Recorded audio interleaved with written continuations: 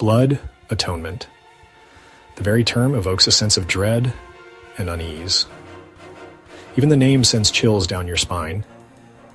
It's a concept that has haunted the annals of history, a shadowy specter that lingers in the collective memory of those who know its dark tale. It's a dark and troubling concept, deeply intertwined with early Mormon history. The early settlers, driven by their fervent beliefs, found themselves grappling with this harrowing doctrine. Imagine a belief so powerful, so absolute, that it could justify the unthinkable. That's blood atonement. It wasn't just a fleeting idea. It was a conviction that permeated the very fabric of their existence. It's the idea that some sins are so horrific, so unforgivable, that only the spilling of blood can cleanse the sinner's soul. This wasn't merely a symbolic gesture. It was believed to be a necessary act to achieve redemption. This wasn't just an abstract theological debate. It was a doctrine that had tangible, often tragic, real-world consequences. It had real-world consequences, shaping the lives and deaths of those who lived under its shadow. Families were torn apart, communities were divided, and the specter of blood atonement loomed large over their daily lives. Imagine being told that your eternal salvation hinged on the shedding of your own blood. The fear and anxiety this would instill in a person is unimaginable. It's a terrifying thought, one that fueled fear and violence in the early days of the Mormon faith. The doctrine of blood atonement was not just a theological stance. It was a catalyst for actions that would leave a lasting scar on the community. This wasn't just about punishing criminals. It was about a deeper, more profound belief in the necessity of bloodshed for the ultimate purification of the soul. It was about achieving the highest level of salvation, about ensuring your place in the celestial kingdom. The stakes were incredibly high, and the means to achieve this salvation were extreme. It was a doctrine shrouded in secrecy, whispered in hushed tones and cloaked in religious fervor. The fear of retribution and the hope for salvation created a potent mix that drove people to desperate measures. But its impact was undeniable, leaving an indelible stain on the history of the Mormon faith. The echoes of blood atonement can still be felt today, a dark chapter that continues to haunt the pages of history. To understand blood atonement, we have to delve into the complex and often dark history of the 19th century. This was a time of great upheaval and transformation, especially in the American West. We have to travel back to the 19th century, to a period when the frontier was being settled and new religious movements were taking root.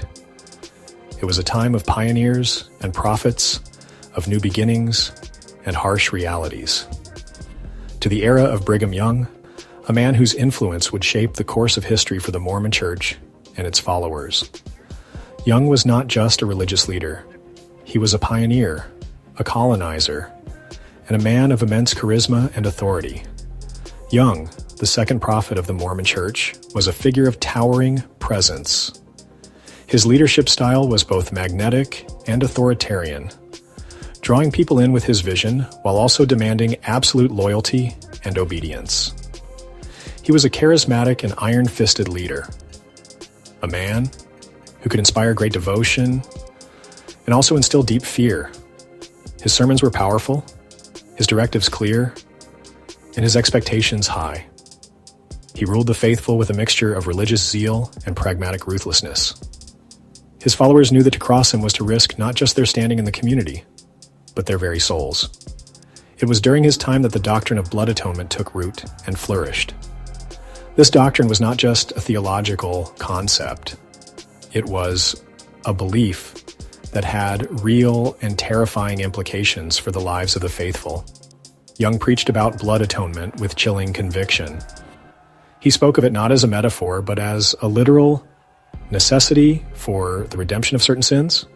He believed that certain sins like murder or adultery created a debt to God that could only be repaid with blood.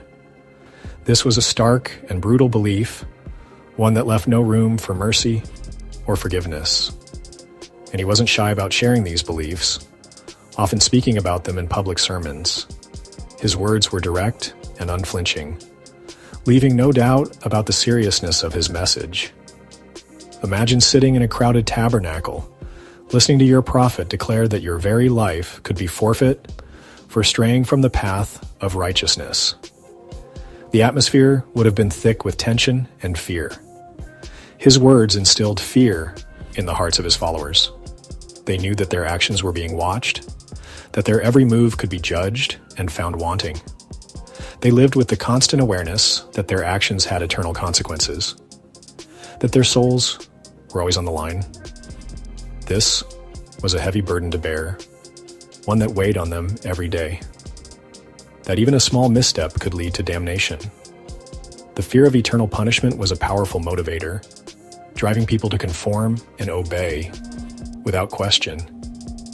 This climate of fear and paranoia created fertile ground for violence and extremism. In such an environment, the seeds of fear could easily grow into acts of desperation and brutality, forever altering the course of history.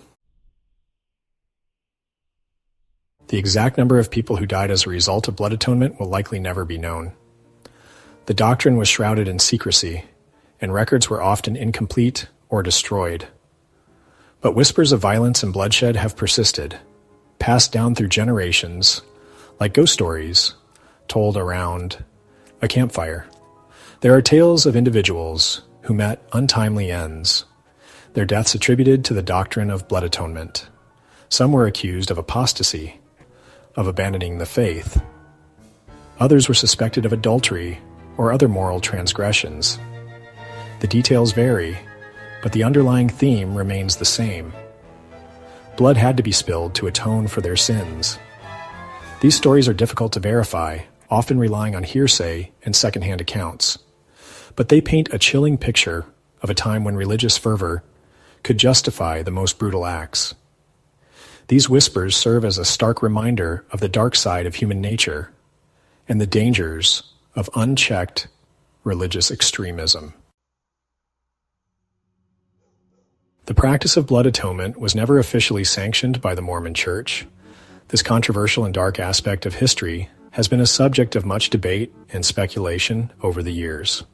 While the Church has always maintained a stance of denial, the stories and accounts from the past continue to haunt the present. In fact, Church leaders have consistently denied its existence, dismissing it as a fabrication of their enemies. They argue that such tales were concocted by those who sought to undermine the Church's authority and tarnish its reputation. Yet, the persistence of these stories suggests that there might be more to uncover. But the whispers persist, fueled by historical accounts and the lingering trauma of the past.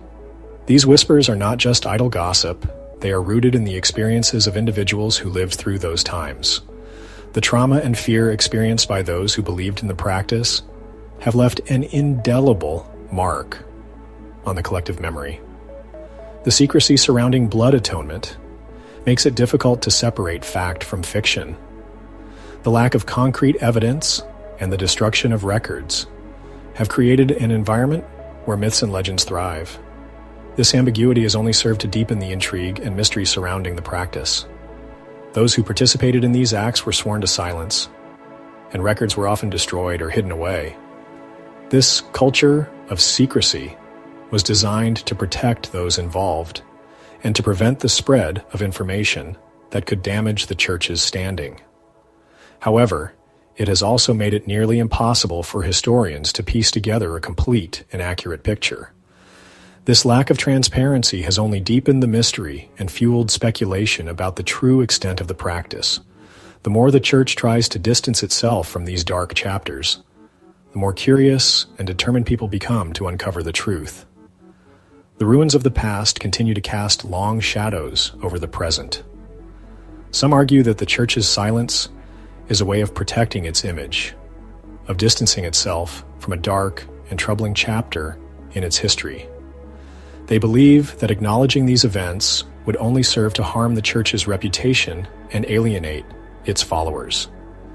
This perspective sees the silence as a strategic move to preserve the Church's integrity.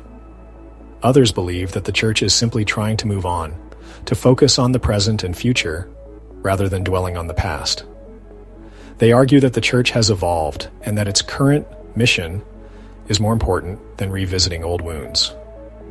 This view suggests that the church's efforts are better spent on building a positive future. Whatever the reason, the veil of secrecy continues to shroud the truth about blood atonement. The heavy curtain of mystery remains, leaving many questions unanswered and many stories untold. As time goes on, the quest for truth becomes more challenging, but the desire to uncover the past persists. The legacy of blood atonement continues to haunt the Mormon Church. It's a stain on their history, a reminder of a time when religious extremism led to violence and bloodshed. It's a difficult and uncomfortable topic, one that many Mormons would prefer to forget. The Church has made efforts to distance itself from this dark chapter in its past.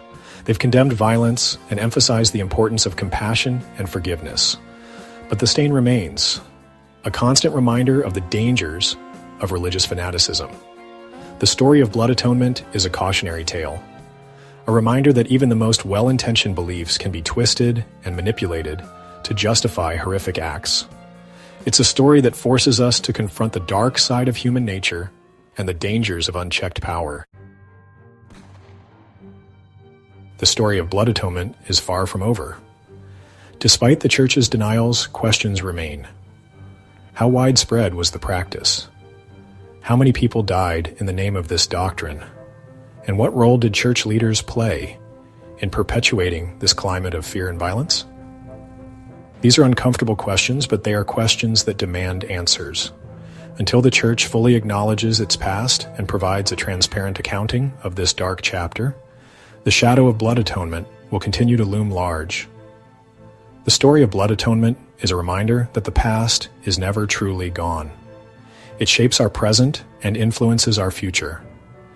It's a story that we can't afford to ignore, for it holds valuable lessons about the dangers of religious extremism and the importance of critical thinking. It's a story that we must continue to tell, even if it makes us uncomfortable, to ensure that such atrocities are never repeated.